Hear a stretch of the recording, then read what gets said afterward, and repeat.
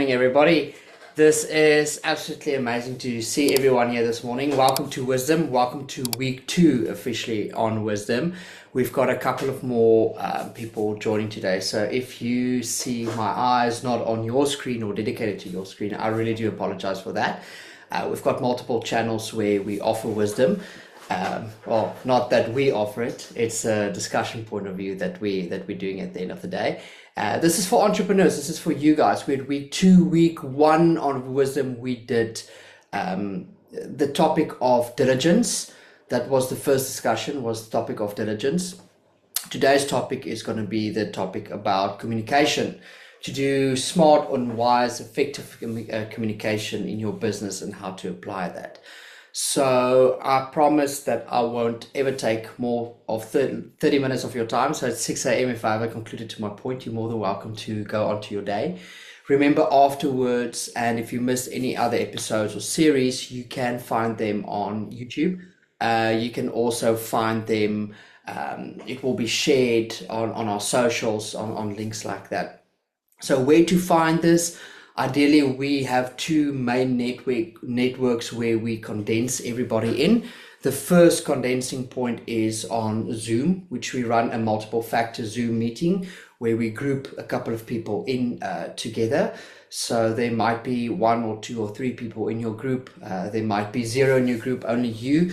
We're still trying to figure out how to pair that up, but we run a multi-factor there. Same link, same password every single week. Also do this live on Instagram. Sorry, not on Instagram. That's off the cuff. Do it live on LinkedIn. LinkedIn is our biggest platform for this. Because of this time zone, we've got a couple of other industries and areas that we cater into. And then we've got a very selective group over on this side that we also. So welcome to you and welcome to Wisdom. Without any further ado, I'm just going to jump straight into it. Lastly, as I said, housekeeping rules was last week, so apologies with that. If you're here and you wanted me to say that all over again, unfortunately, might make reference to 1 or 2 points, but I can't re-mention everything the whole time. So it's absolutely amazing to see everyone here this morning. Let's jump straight into it. So last week we spoke about diligence, and if you missed it, the full episode will always be up on YouTube. Afterwards, Not Yet Mature is our studio names. Not Yet Mature is our studio partners, which is they do all our podcasts. I'm also mostly the presenter there, but we've got some other key presenters there as well.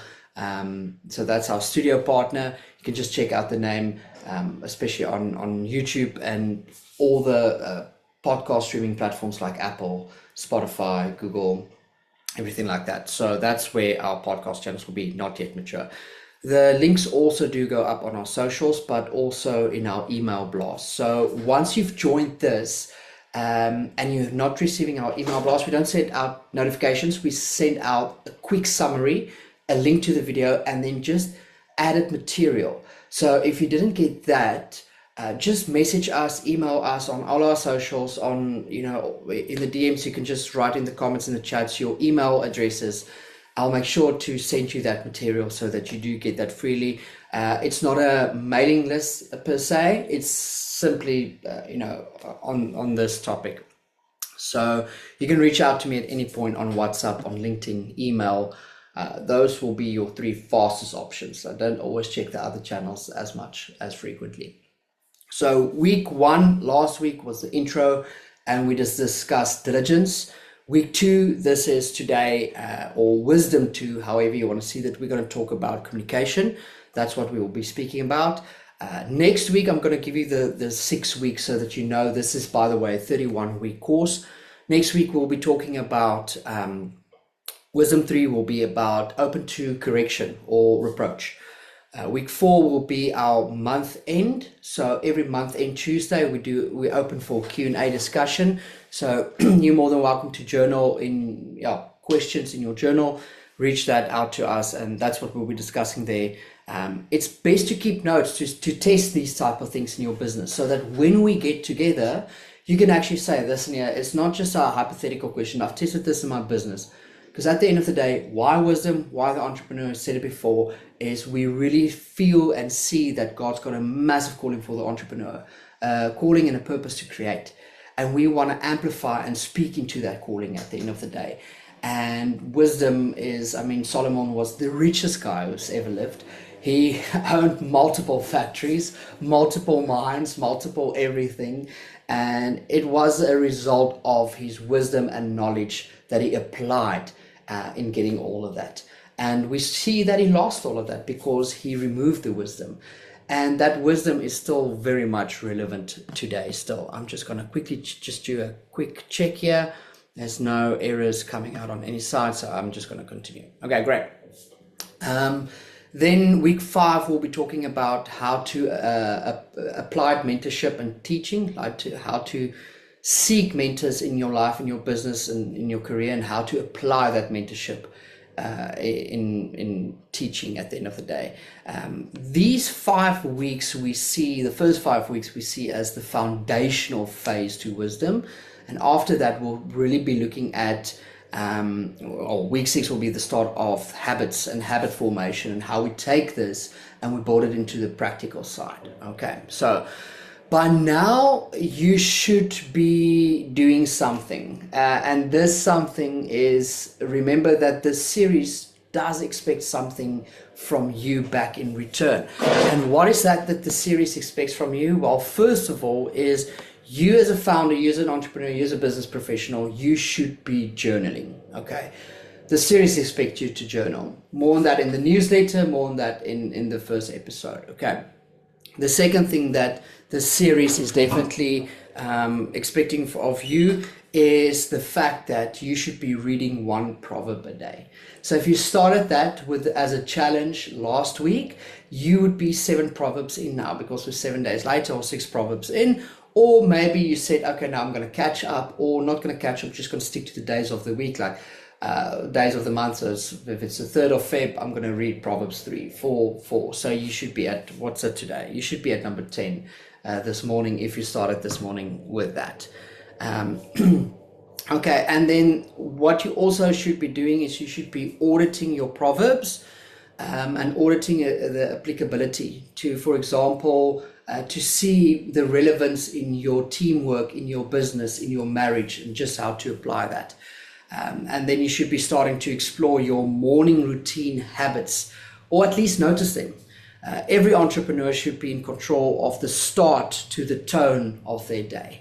You should have that control. You should have that control of how your morning starts. It's a very wise discipline to have. It's a very important thing, especially for a business owner and entrepreneur, to be in control of that emotion of the first tone of the morning.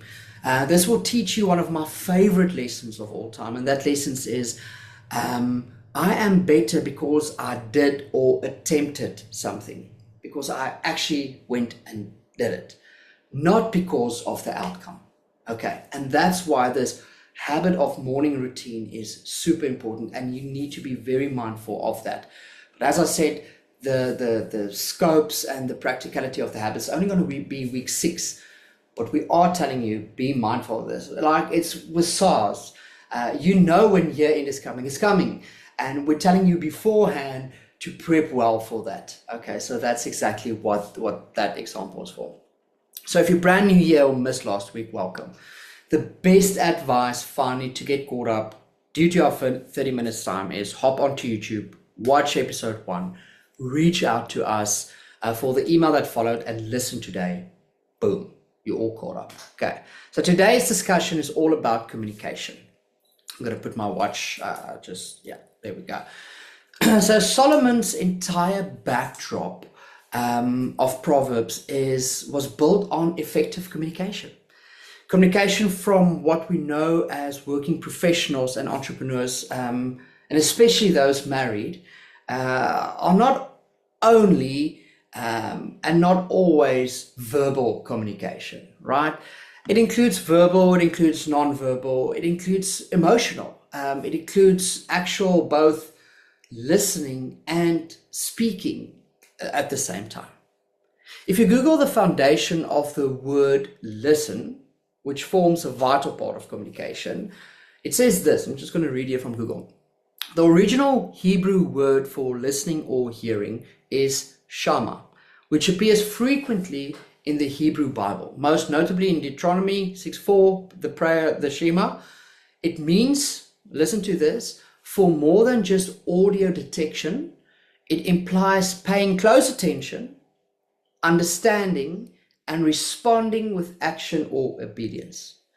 Meaning, the backdrop of Solomon's wisdom was to detect when God spoke, to pay close attention, meaning active listening, really humbling in that moment, understanding, because so many times people can speak and speak into your lives or say something, and you don't really understand what they're saying. And if you don't understand, it's really up to you to go and find out, right? That's what it's all about.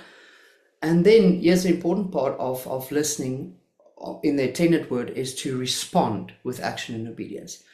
Those knowledge that Solomon gained was all for nothing if he didn't apply and responded to that. This is important to remember because we need to take inspiration from the practicality from Solomon's wisdom by understanding the intended application, which is diligence, right? That's what we spoke about week 1. Therefore, we need to ask, diligence on what?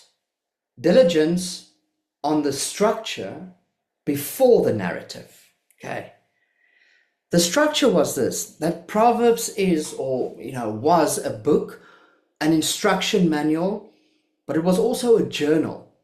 Solomon used Proverbs, or rather his writings, from what he heard God said, what he interpreted from it, and he journaled the lessons and legacies from it to a known, and an unknown audience. So I'm going to drink some water. So clearly teachings, or it teaches us that the completeness of communication, if I want to put it like that, is what is needed to fulfill diligence in the task. It's the completed communication. So it is a skill set that is crucial for our success or for our wisdom. And as you explore Proverbs on your own, you will pick up the trends on when to speak, on when to listen, on what to say when speaking, and I think very important, on what not to say when speaking, how to recognize the power of your tongue and more. And you will notice that as you apply these skills and practicality, that they actually do work. But here's the tricky part. From all the lessons out there that we're going to talk about in wisdom, all the wisdom lessons out there, even the ones in Proverbs, the trickiest one by far is communication. Now, I want to give you a quick backdrop. I'm quite active on LinkedIn, very much active on LinkedIn, so welcome LinkedIn.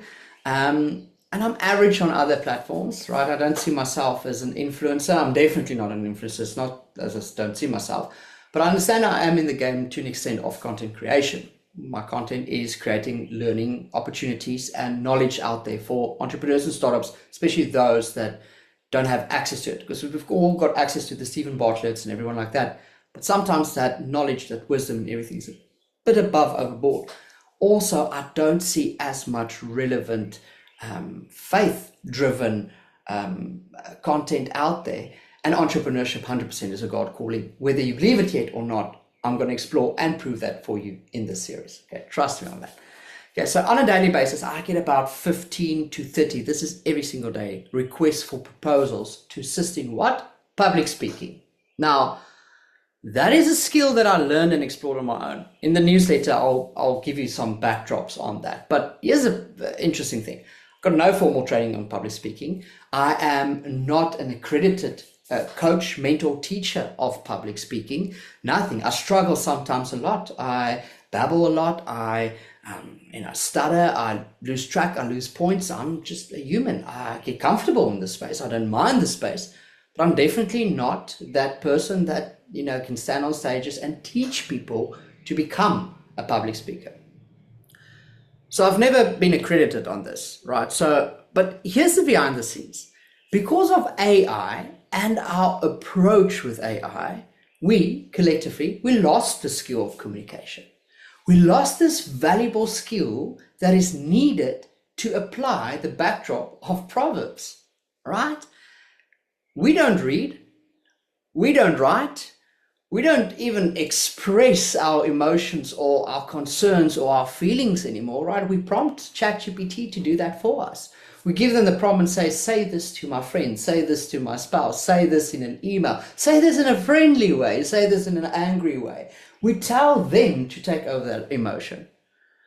We prompt, and then we are shocked when we struggle to articulate ourselves.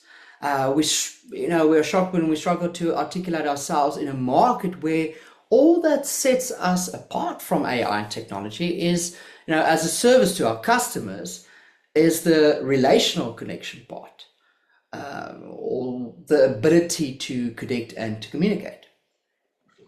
Now, I want to be very clear, I'm not a doomsday preacher. I'm not a preacher. AI is a very valuable and powerful tool and a must have skill, but not a skill replacement or skill sacrifice on a human relational skills level, right? So it's to add value to skills, not to hand over a skill. Today or tomorrow, I'm going to do a short vid on this, this giving AI the instruction on create this character of me and being surprised of everything that AI knows about you. Don't be that surprised. AI's not that interested in you. You're feeding him that data the whole time. Okay, so that's actually a very valuable lesson to learn from that. That's a side note, sorry. So a quick 2 cents here, and that's really all that it's worth, is there's something that I see when I spend a lot of time on LinkedIn. I mentioned that, looked a lot in recruiting. I used to be never in recruiting, used to be part of a team that recruited quite heavily globally. And if Noreen, if you're here, hello. And like following that, I started consulting. When I consulted with businesses, a lot of to say on how to recruit. So I've always been mindful in that space.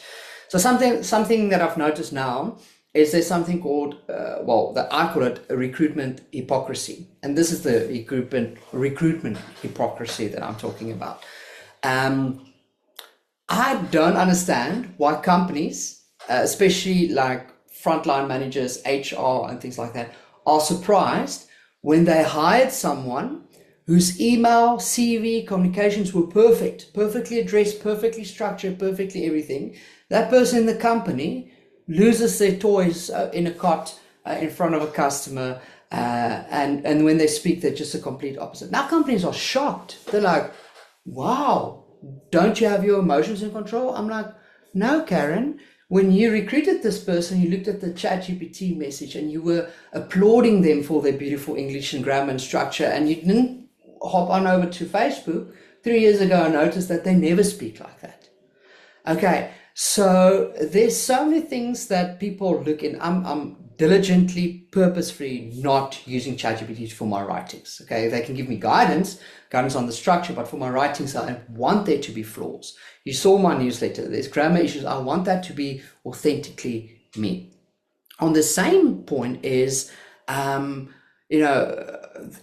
recruiter hypocrisy, if we still in that space, is we are shocked when people. I always say, take a candidate's application from the channel where it came from. So if you get responses via LinkedIn or via Facebook or via Meta or via Google Ads or via whatever, you should also remember it tells you kind of a story about that person, right? But here's the other thing. Now companies are surprised when this person in their company is scrolling through LinkedIn looking for other jobs while working for you. And then they're all surprised. I'm like, okay, when this candidate applied for your job, what time did they apply for? Was it 10 a.m. in the morning? And during your recruitment, they said they have a notice period, meaning they're employed by someone else. So their character already told you something about themselves. So stop being surprised only because this is the moral of that story, only because you don't listen and seek to listen to gain that wisdom from what someone is saying from the non-verbal point of view. Anywho, back at it.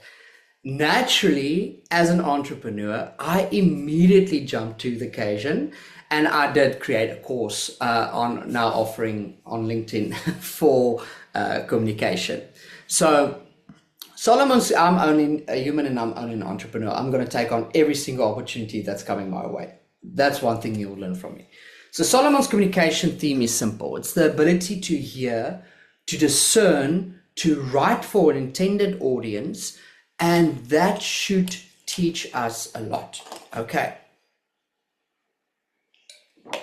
Every single entrepreneur and modern day e-commerce, I would say marketing guru, is literally charging big bucks to only reveal that theme. The ability to hear the audience, meaning what are they saying? What are they not saying? Where are they speaking? The ability to discern, is this a market for me? AKA, is it a product market fit? And to write for an audience, meaning to speak them through, I'd say to speak to them through a process, captivating their attention and doing such the whole time. So Warren Buffett said this. He said, the best investment you can make in yourself is communication. If you can communicate, you are 50% more valuable than only having a skill set. Jordan Peterson, complete different personality, said that nothing will make you more relevant, effective, and competent on your own skill set like communication. So if you think about your business or workplace, you need to understand that effective communication is the foundation of your relationship and the customer's experience. Do you only speak when asked? Do you overshare and spam? Or is there a balance at the end of the day? Because when building a customer journey, you need to focus on multiple communication agendas. There's sales, and if you're offering something for something, you are in sales. Don't think you're not in the position of sales. If your company or your workplace has a bartering effect, there's a sales effect on there, right? So sales is relevant. Then there's marketing, there's customer relations, there's complaints, there's compliments, there's feedback, there's journey, there's newsletters and updates, and even much more. Each will have a unique way of communication in your company. So your role would be to see when to communicate, understand why you should, what you should say, and what are the best channels or the how to when it comes to delivering that communication. So Solomon talks equally about how not to speak than actually how to speak. You should upskill yourself in communication, meaning in speaking and listening, and collectively they form part of the skill of communication. So if you cannot create opportunities for staff and employees and customers to speak and give you feedback, you cannot grow, period. Here's something practical for you. We all know that speaking is 80% nonverbal, but here's the interesting part. In the verbal and nonverbal, we might be having one discussion, but chances are, and this is very interesting, we are having multiple conversations. And all of a sudden, if you're married here, spouses, or have kids, you can immediately say, this makes 100% sense, right? This is true and accurate. So here's the science behind it. Each discussion has three conversation elements. There's the practical conversation, meaning the topic being discussed. There's the emotional conversation, meaning how this makes me feel or makes you feel when we discuss this element. And then there's the social conversation that we don't always have. And this is where this place me, right? So teachers, and I would say mothers with toddlers, do this very well. Not always intentionally, but they do this very well. And when a kid comes to a teacher or to a mother and addresses an issue, right, this toy or whatever, there's always a sense of offering from a teacher's side, like, do you want to be helped, meaning practical? Do you want to be hugged, meaning emotional? Or do you want to be heard, meaning having a social conversation? And with kids, we ask that straight up, or teachers do. And that's why they've got such a massive effect or effectiveness rate And success rate at the end of the day is because they ask that straight and they get straight the type of conversation that they want to have. But I'm telling you this, don't go to your customer and ask them for a hug. Okay? This is my key advice for success. When it comes to communication, if you know what type of conversation you are having, you are 99% through. But Solomon warns us, even so, that we are too fast on the trigger. So how do we discover what conversations we are having? Some advice I give to HR when building and hiring resilient teams is you need to be able to learn how to have a difficult conversation. If you're in team management, spouse management, any management, you need to learn the skill to not only have a communication or communicate, but you need to learn how to have difficult conversations. Sometimes it starts like this. Hello, David. Can I have a difficult conversation with you? And just by saying and being upfront of it, or ask people, whenever I have a difficult conversation with you, how would you like me to address you in that moment? Do you need me to schedule a meeting, off call, or whatever? But we need to learn how to have difficult conversations. And you'll be surprised to easily see if the discussion is based on whatever third of the element, those either practical, emotional, or social, it comes through by asking difficult questions. And if you need encouragement to learn, the skills of communication, remember that here's the key that opens any door. The heart of the wise teaches his mouth and adds persuasiveness to his lips. So adding to the skills, that's in Proverbs 16 verse 23, by the way. Adding to these skills, this is what the course expects of you today. Keep on journaling.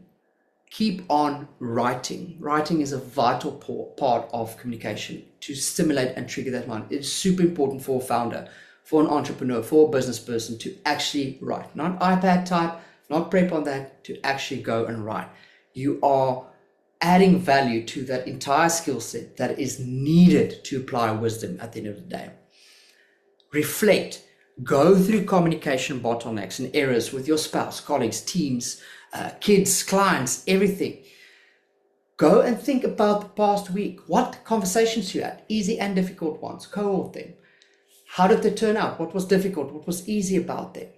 And then make a list, a mental note for yourself on how to prevent certain communications, and yes, how to keep on improving on others. And finally, I would say, teach yourself to have difficult conversations and to ask difficult questions. And learn to communicate to the servant point of view, meaning on the conversation type that they are having. Don't always expect to have the conversation you want to have. Do it on their level. They are busy having an emotional conversation as a servant to the intended giver. Listen, speak on their point of view. Okay? If it's a social, listen and talk from a social point of view. And when you need to add other conversational point of views, meaning take that conversation from emotional to practical, then just add that. Just say you need to steer, them to a certain conversation wavelength. So have their conversation and say, okay, can I give you some practical advice with that? Don't just give practical advice when they're busy having an emotional conversation. So in the letter, what you can expect from the letter, there will be a checklist on how you can check communication channels. We'll do some additional value adds on communication, how to apply them. I'll give you my favorite game that I stole, publicly used from Daniel Priestley. It's called the Name, Same, Fame, Aim game. It's something that's great with networking and remembering names and effective communication. I'll talk more about the stop off assumption, and I'll give you some of my history when it comes to speaking and communication and everything like that. That's it for today. So if you want to hop off. If you are not getting our emails on this, please just WhatsApp us. Write on the chat now your email. I'll make sure to get them. If you've got questions, I'll take 2 minutes to read the comments. Remember, our formal Q&A and one-to-one is only on the 4th week, but I'll quickly check that. If there's none, you're more than welcome to go. And thank you for being here today at Wisdom. Appreciate it.